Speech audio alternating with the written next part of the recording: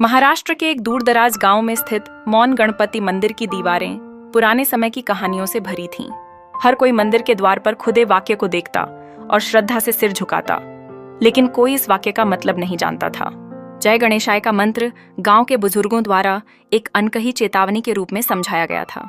विवादास्पद प्रतिबंध था।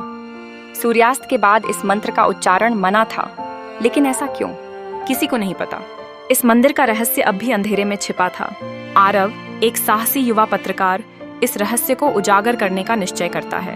उसका मन कहता था कि यह बस एक पुरानी मान्यता है, लेकिन जैसे ही उसने सूर्यास्त के बाद जय गणेशाय कहा, उसके आसपास की हवा अचानक ठहर गई। एक हल्की सी घंटी की आवाज आई, लेकिन मंदिर के अंदर कोई नहीं था। उस क्षण से आरव का जीवन बदल जाता है। रात होते ही अजीब और भयावह सपने उसकी नींद को बर्बाद करने लगते हैं।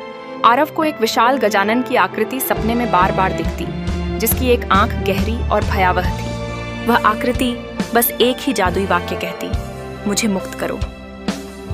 अगले दिन उस मंदिर के तहखाने में पुरानी ताड़पत्रों की खोज करते समय आरव ने हैरान करने वाली जानकारी पाई। इस मंदिर में एक प्राचीन राक्षस को गणेश की मूर्ति में बंधा गया था।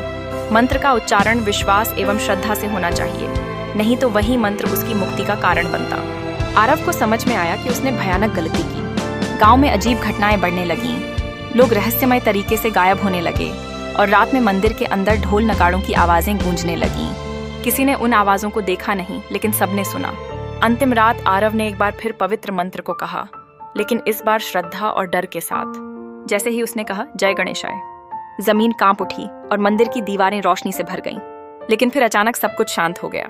सुबह तक आरव का क्या हुआ, यह आज भी एक रहस्य है। गांव वाले अब भी रात होते ही अपने दरवाजे बंद कर लेते हैं, क्योंकि उन्हें अब भी उस मंत्र की गूंज सुनाई देती है, जय गणेशाय।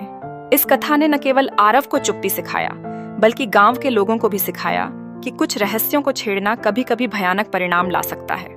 इस प्रकार मौन गणपति मंदिर की कहानी आज भी सुनाई देती है।